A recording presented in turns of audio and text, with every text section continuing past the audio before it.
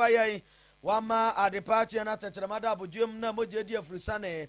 And some odd wire and Saka no City Cabrim, our promise 102.7 FM SO. Kumasia Dumbosa Badangasenum, Anna Yatransia de Babasum Casiabo Quanso, a dorsal, Anna Saint Tapadianum, Oko Facebook and Mukratano, a promise radio, Yatem, Sanswa, Anna Formation Center, Swaldo, and Swadia two to Mua, Miamiadonwa Yanam, Yaba, Ababomocasia, and Opain, and some no, a dorsal pa, a binum artificial divisiacro. When for Kwame, Agboja, Bovins, one Ekasen, which Remusa. So be an address from Mantam Yamia to my Fia Batuo, or Baby Yamu, Wani Pacroni Canyon in Samansia and San Waba.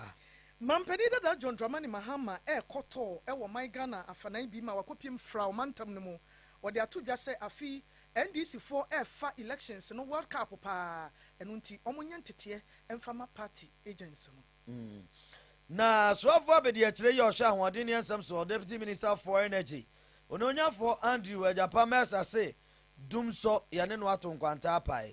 Na I want some from Moon and so Obi no Yesika Semunim the 4. This is 102.7 FM. Your board chair, our Ghana Revenue Authority, Professor Stephen Adai Chirimuchere say, Vata is here deba to electricity boso, Bra Wakotodia be fee and Adia Okotodia be used in the fee, Yentia Hovatano, Ebema Enume Gumo, na Omanfon Sobekwa Huchimpa.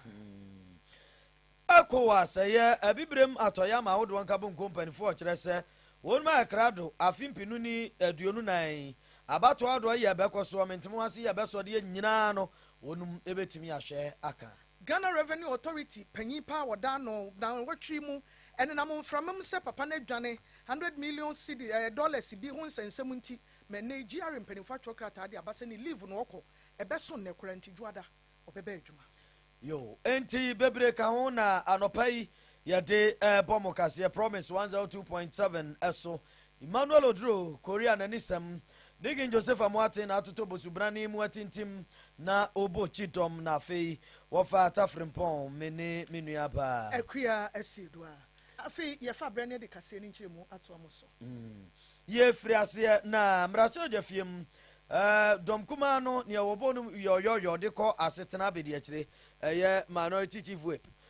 wono na emrashe dwani de mo manfo a wonu mo adakuru abaton basua so framantem ononyafo kwam governance abgoze na ekasai na ne nsam ya odi tudwa wo kirem se nyankropon ya adom a afie wo mu yi o man no aba beto no ndisi amanyuko ani biriabre no na so bia na adwen se obewi abato mu a wonwie mu wo baabi opebia na mum nya framantem Wose framantam fo nya de so bema wonum kwan na wagogogo ho ama obi ababeda wonum ginasie de bia de ande anya adwuma enu nti se wo bi tirim se obeso oba bewi abato num ewo afimpinu ne aduonu na abato framantam a nipa kro ansa na abeba no akrafie waye onsamanse ene ya woyire no akire no kokofuo nipa a wohwe so ne ade abobodin ade akire mfirisa nya de se wo bekwa asaba firisa o mani abre papa nse mo de tudwa Mampenda da John Dramani Gonja de Sekronkro Muhammad Bi keke bosu ke na rio ris of Efasun Fatopri.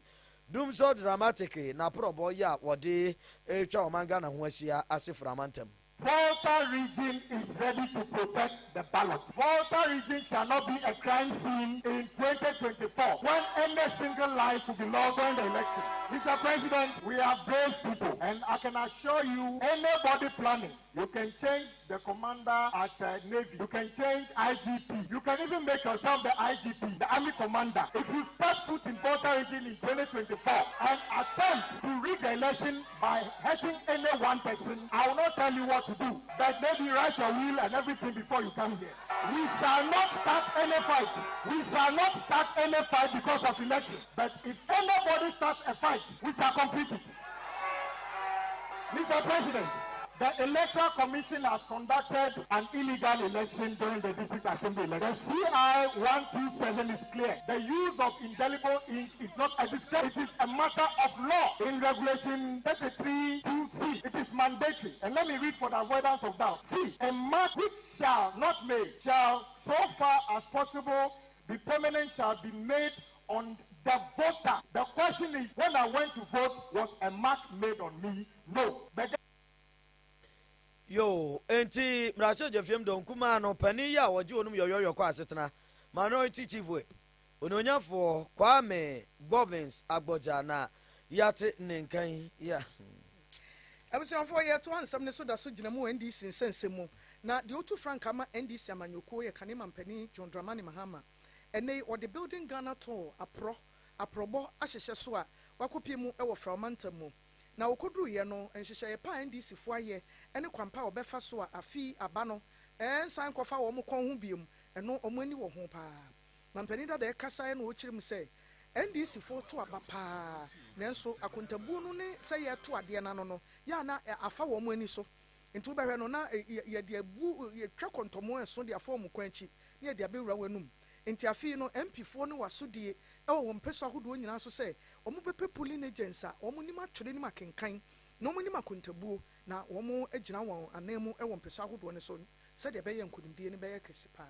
must offer ourselves as party agents on the day. We cannot sit and just leave it to the constituency executives to... We have an election to win. Party agents, and the MPs must be involved in the selection of party agents. I know that in several cases, the parliamentary candidates just leave it to the party chairman and secretary and organizer, and they just pick people, and some of them are not worthy to be our party agents, excuse me, because there are some of them who do not understand the electoral process. We are going to fund the training, and so the trainers are going to come. But in a lot of cases, when the trainers come, the quality of people that they give them is nothing to write home about. There are several cases in which they've had to send several of the selected party agents home because they just don't fit the bill. Some of them are barely legal. And with the kind of electoral process we have today, I'm sorry to say, if you're not literate, you'll find it difficult to be able to monitor that election. And so we need the right party agents. But it's not just being the right party agent by being literate. You can be whoever you are. If you don't go through the training, they will still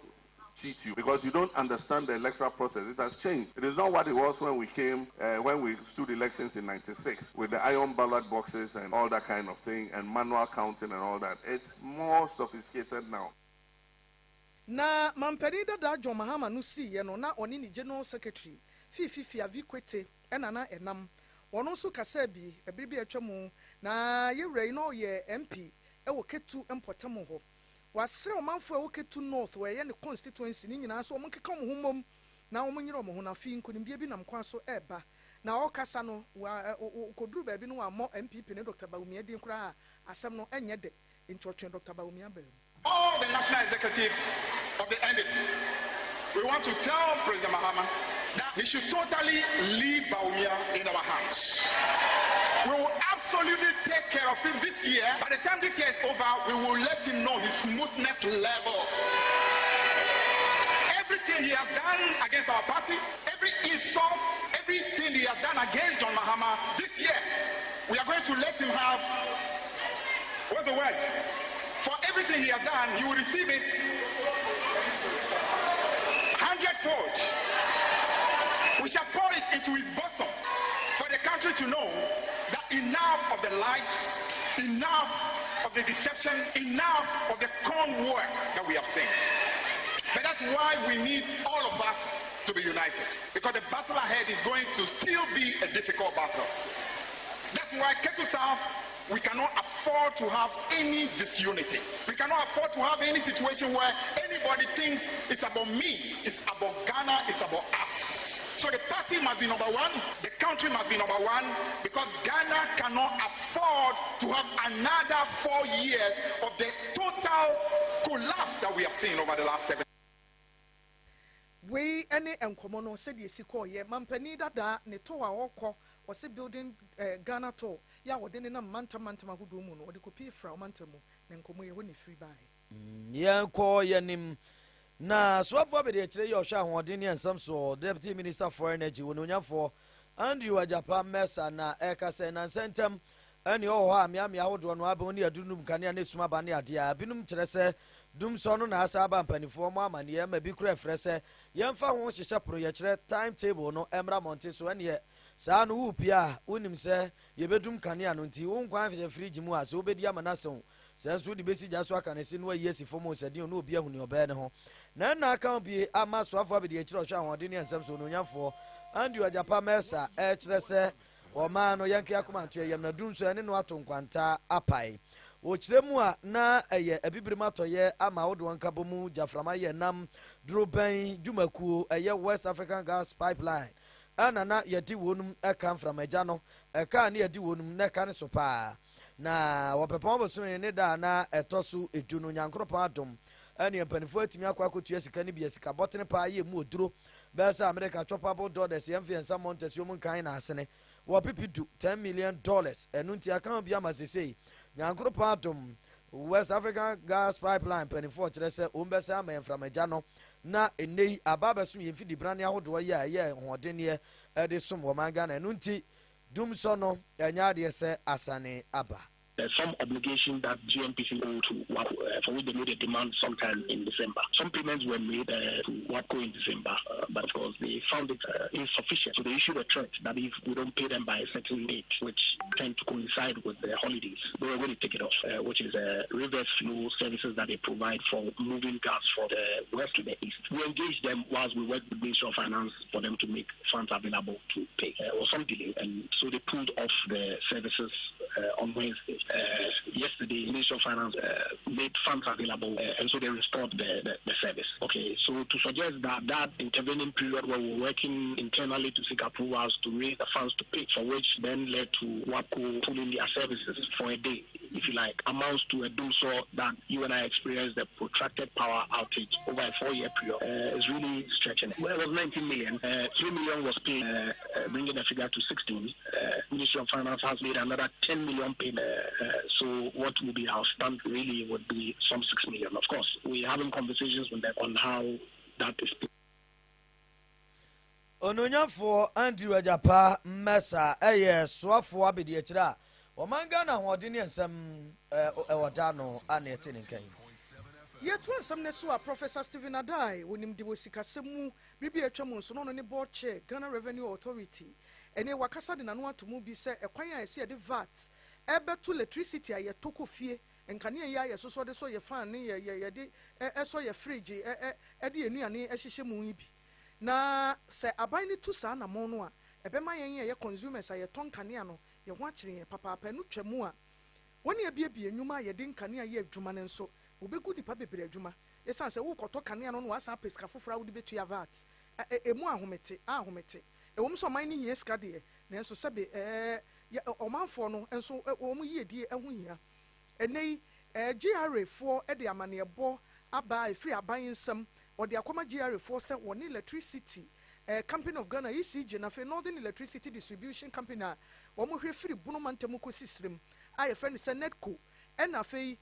mpanyimfo a nkane ho adwuma hodo nyina ye de ahye omu nsa no se omu hwe so de value added tax VAT no ebi beka ho se ne be ya ebetimi ya free January da ne twa edi nkan ewa fe 2024 yimo na no na Professor Stephen Adai eka no cheme se Ghana ha yi aban ya wonto ne bo ne ma bi nsan se wo baaye no wo hyeda ma dodode bia akono bia Ghana fo betimi akasa ban we do baaye ahoto na baaye wo ekoyie enti wo san twa ho asan beje VAT se ECG fo sika kakamu a eho na wo so mo hwehwe na wo aye illegal connections ahodo ne wo mu a eso kane na wo mu ntua no yema wo mu ntua na emom de se kakese na ye bekyede egu nkrofo nyina eso. Can they increase the price of electricity? And there's no doubt at all, people will be worse off. You first focus on things that increases production, and then that in turn will feed into your tax system. You should be going after the billions of uncollected property taxes and people getting away, creating things,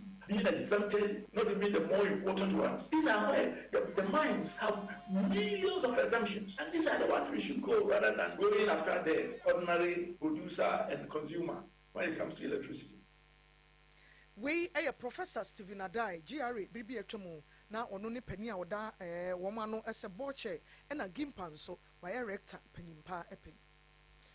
Abibrem atoyama hodwo nkabom ku mpanfo na de nsem to dwom kyeremu a afimpinu ne aduonu nan 2024 yi ekuo no emma dodo no abako sinanima akwakoto aba ayi amampanfo ne brashe odwafo ne ade na ebe mantam de edura bato so a na aye nsempi na no ana esei ECOWAS abibrem atoyama hodwo nkabom ku mpanfo kyerɛ sɛ wonum agina yie pa ya nyankoropon ya adoma abato ado ye ebekɔ so ɛwɔ mantam no emu no mentimo ase ahodo ye ebeso de ye no nti mrasem bebe mu ne beba se ni bia ahodo wonum ECOWAS eye court a wonum atie no nyankropon ya adom betimi ahwe aka nsem nyina kama papa onso omani sempa se bi mantam titiru atoye fam no ene afra se no amatugu ado ye koso ne basabasa ahodo ye koso amamuomu no entwe enti aka bi atuo no mfo ama wonum ahyehyɛ pa ye nei wonum atimi ede kota ba ebetena se afa abato ensensem ho wo manga na ba ya wono na koto wonum atintim na wonum ede beka abato ho nsem wono na emu emransensem woda no ye head of legal service and research ewo Akua Court no owura aprakun katia and what in 72 no. Some of these people who are affected, let's say if and then it will work well for the patrons of the court. Court as an institution of ECOWAS actually is coordinated with the other institutions of ECOWAS by the Secretariat, that is the ECOWAS Commission. What I know is that there's early warnings committee that are sent into these countries to monitor infractions of our electoral laws and the rest. Once such infractions are flagged, and then the people who are affected, let's say if a political party thinks that some of the doings of the sitting government is not agreeing with, they can come to the court to remedy the situation, and we've done it several times in Cote d'Ivoire and other places. So the proactiveness of the people who are concerned in the electoral matters will also help the court in living up with its responsibilities.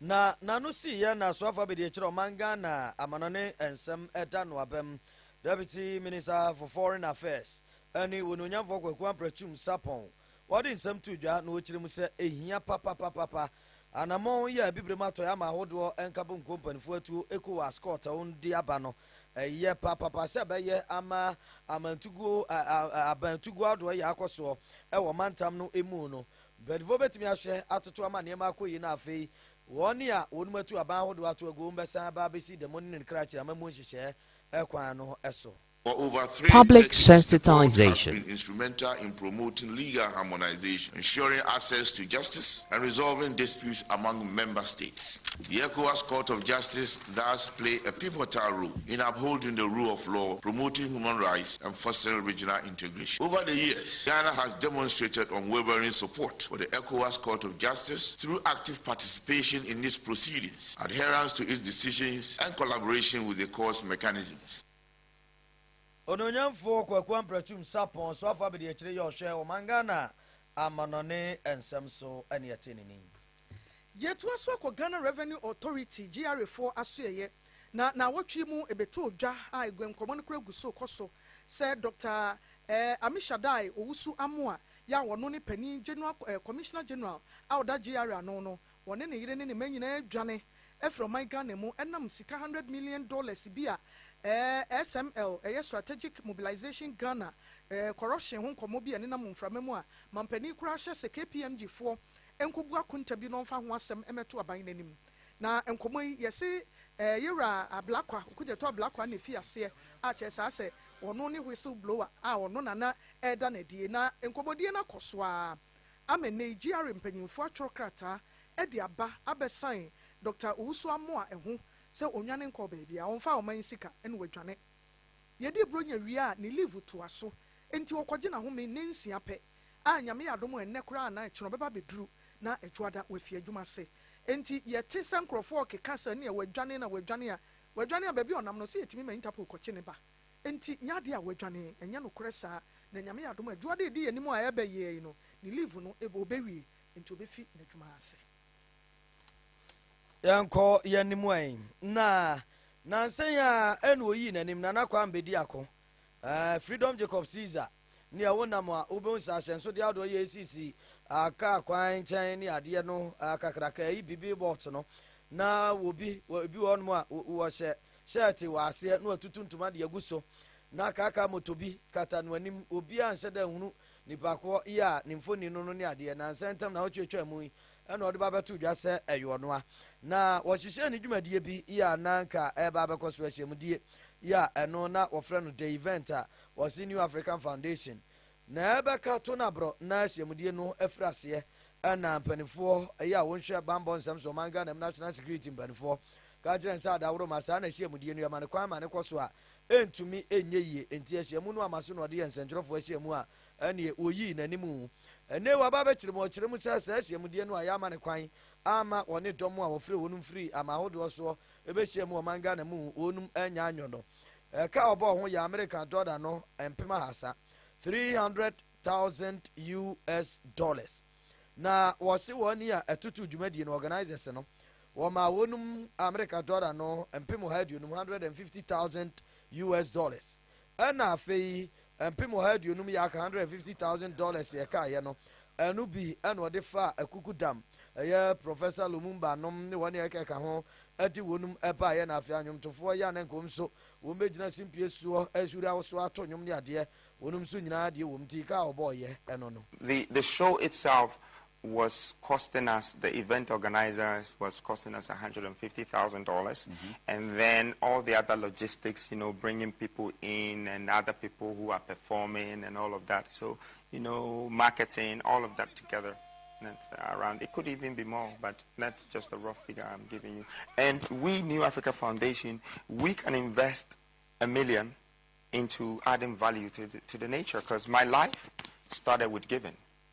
And giving is my power. I always believe that giving is the art of receiving is giving. And I think God has blessed me. God has given me tremendous wealth. That's because I've never been scared to give. And so there's so many other things that we have done, from even buying universities and other things in this country that we don't talk about,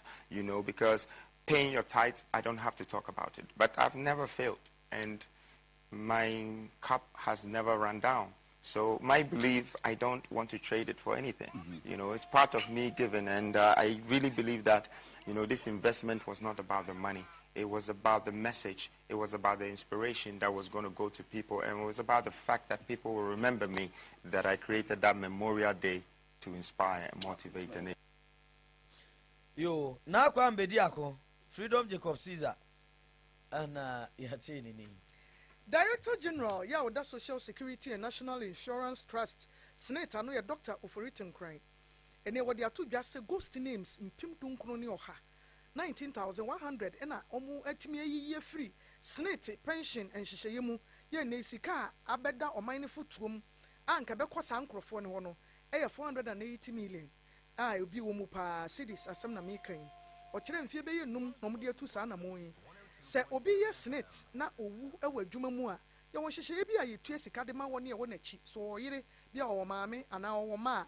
ena so nipa ne ko pension wie na oje ne pension anu owu di a hwi ni wo bie mu a aban no be ye e de ama nipa kro na enso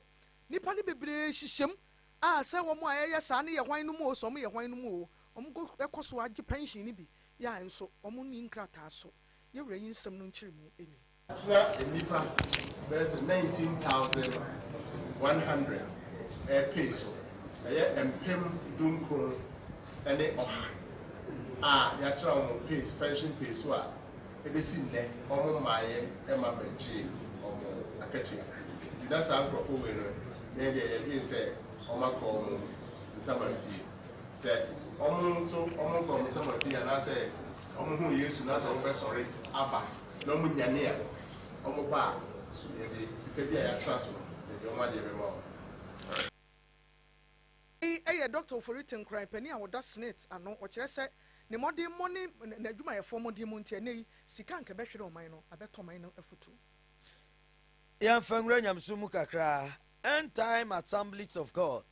wa report highways so penny ya woda no Reverend Osu Badu won na wo tufu ni nsam ya wode e ma no pai ene se gidie nyankropom nko ane hia ya ese etumi efata na etumi aboa ama adwene ene abrabom akwansidi ahodo nyina no nipa da sani watumi abo atra na wakọ wanim ewo asetena ene abrabom woni ye nua bema kwabena frimpon na ebon koma wode sa nkuranhyesemi atudwa limitations and the chance if you are adwene mu when you are limited in your mind definitely the actual one so you shall be limited the dey kind say we are limitless in your mind you shall be limitless outside nyame ya yesoma no he's not limited fine we are saying there sometimes we shall be limited by space time matter and others but as long as we believe in God nothing can limit us because as he nyame nothing limits him and so nothing can limit us if even limitation about we have to try as much as possible to overcome it you need to try to say you be to me a decision or see me to me adie nyina ye esen Krista o sheme dinti Yonti so fani ya wona end time assemblies of God wɔda Reverend Osu Bedu ɔne yɛnua bɛma kwabena frimpɔn ɛnsɛm ebi no yɛtoa so a yɛde kaseɛ no ɛkɔ atɔyɛma ntamu na sankɔ akweda a ɛwɔ Cape 3 points yɛ no wɔ Ahanta West mansini mu wɔ my Ghana mu no ɔhene poporo te akonnwa so yɛ Nana Tanoa ansa ɛnɛ waka nsɛm bi de ato dwa sɛ ebinom ayɛ ɔma adwene sɛ yɛde ahensɛm de sɛe ɔman no ɛwɔ nneɛma bebree ho na mmom ɔno de obetumi akasa ahensɛm a yɛni afiri so no ɛka ho bebree na indiscipline ne nneɛma bi a ɛkɔ so a ɛnyɛ ɛkɔ so ɛwɔ my Ghana emu wɔso wɔ gyidie ne arɛhyɛmu sɛ wɔne a yɛde wɔn atuatua nkuroto ahodoɔ ano sɛ ahene a wɔn tete nkonnwa so a wɔn ɛna ɔmanfoɔ no bɛn wɔn paa ansa na amanyɔfoɔ no aba mu no amanyɔfoɔ no hyehyɛ saa nipa n'akyi ɛna wɔn sɛbe obu mmara ɛne nhyehyɛeɛ ɛso na tete wɔn a na buroni mfa amamu a yɛto aba enyi mampanin ɛmaayɛ no na nananom ɛna na ɛdeda nkurotoɔ ano na ebuo ne nidie ɛne pɛrepɛreyɛ ɛwɔ hɔ papaapa nanso ɛnɛ yi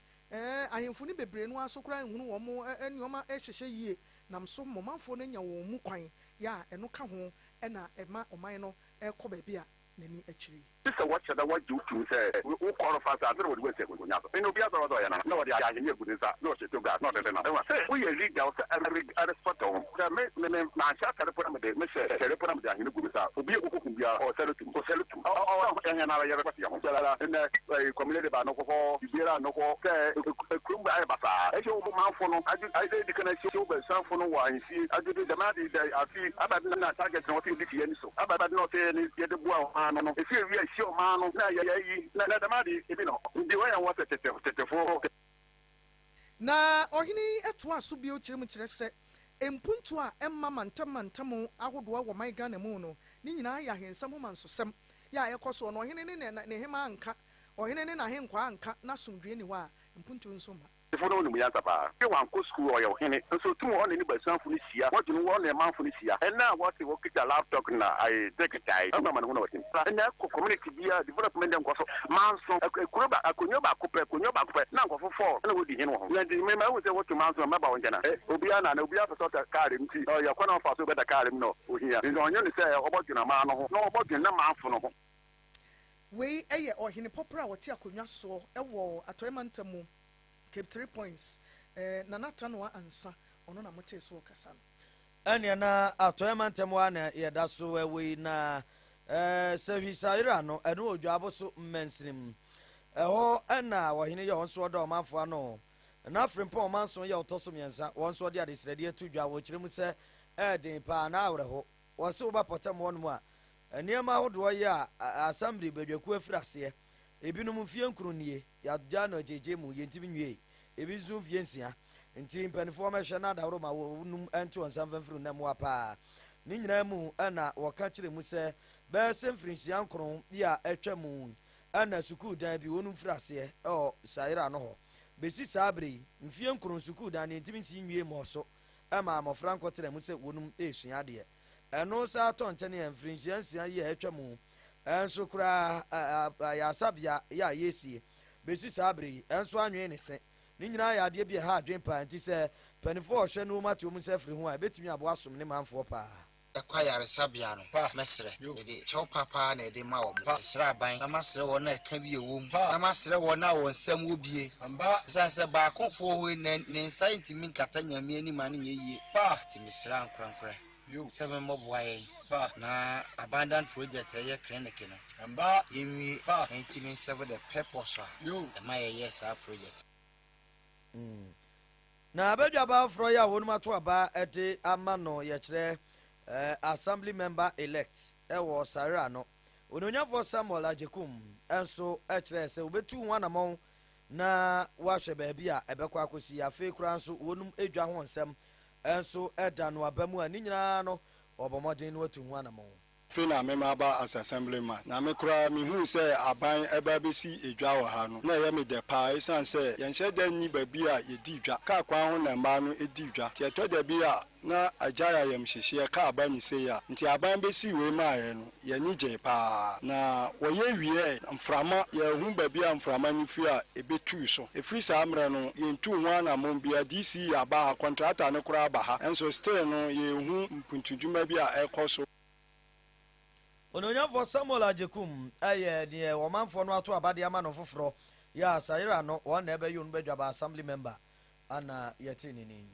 yeda so gyina mu wo Western North Mantam ne yakɔ bibia ni anwea so bekwai municipal assembly mu pani a oyɛ director dan NCC ya no wo hɔ eye maame Mata Neka Opara nene wakasa de nsɛm bi ato dwa na asɛm nyinaa ne kyerɛ mu kyerɛ sɛ amanyɔfo ya ɛwɔ ɔman Ghana mu no ɛwɔ so wɔn ɛma mpuntuo ho asɛm ehia wɔn papaapa wɔ so ɔmanfoɔ no ne amanyɔfo wɔn kita ho a na ɛyɛ abatoɔ yɛto abama wo a wɔ so ɔma w'ani kɔ mpuntuo so na woyere wo ho yɛ nneɔma a ɔmanfoɔ no hia woyɛ ne saa no a yɛ obia ne onni ɔhaw biara wasɛ Ghanafoɔ nso sɛ yɛ constitution no yɛme yɛni nkɔ so na ɛno ara na ɛbɔ yɛn ho ban a ɛwɔ ayɛ kakrakra yɛde nam constitution ni hɔ a ɔman Ghana nso ɛni hɔ Amanyophobia de beye Juma Wagana does not belong to any of them. It belongs to the people of Ghana. And so there is no reason why as I say Amanyokobi si toilet na Ghana for your boy and Semaomo. There is no reason why as I say Amanyokobi esti school na your boy and Semaomo. There is no reason why yes I say Yejina na ya kontokwa as ebia party A and a party B. Say amina me ya way and amina me ya market way because the money does not belong to you. It belongs to the people of Ghana. You are only implementing and doing things, providing the services that the Ghanaian people need. And so we have the right to tell whoever we have put in government, it doesn't matter party or what, say, this is what we need. The police must be served. They must be provided things that the police should not be left, say, or we away, now we could demand it for 7. Now you can't say, because these are basic fundamental human rights. Way any and someone a free Western North Mantam no more at the Abba. Bushafo, you begin on so now yet the Akasia, yen Saka a free promise 102.7 FM. Ya Wukumasi a doom at the Bremono, yet you see. Over. Yeah, now. Yako to us, baby. Yako to us, baby. I party. Now, see, do one coma bosh by electric as Nadam and your Babasum here. Inti any Kumasia doom. Ubo modern eba BP mantia ta for den pizza and kania papa chandeliers corner light wall light gate light garden light ne niema bebre CCTV cables ne cameras no digital video recorders ne niema pa ya de ko fi wa so dem braboshe banchen e wadum pizza ma me attack for den ma fei Promise FM ene Oipa FM den mu Bosheba Plaza no Wesley Methodist ne Central Prison roundabout so oba eno nso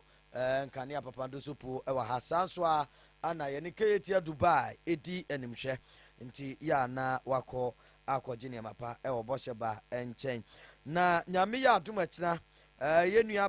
yenuaba ya This is 102.7 FM. Sama